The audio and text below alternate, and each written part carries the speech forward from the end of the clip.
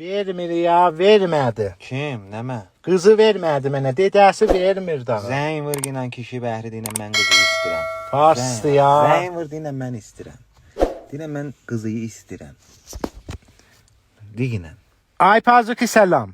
Mən onun doktoratı mixama. Deyinən nəmədi bizdə hər eşşəgə mindik o surğan. Mam her xəri رو سوار شدیم چیز قوزو در اومد.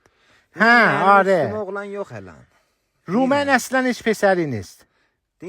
Quş qədimdən deyiblər at kimindir minənin. Bax ببین من اون اسبو سوار شدم. اون دیگه واسه من اون اسب. Ay sağ ol. Deyinən anlama geçini qırlamasa tək atılmaz ki. Mən də Quş qızı gəlib mənə tərəfdə. قزغاله نگ کرد پرش کردم. گوش پرش کرد. Deyinən anlan sən də yerindən çıxma görə küpüyü. پدرسک از جادر نیا. Qətlə. Yani foş rekik foş. Deyinən baba. Dedeyi tanımasaydıq nənin ببین dərdinə اینو گوش کن من مادرت رو نمیشناختیم از غم پدرت مرده بودم Qaçam, indi gör. فرار میکنم باهاش آره İndi gör.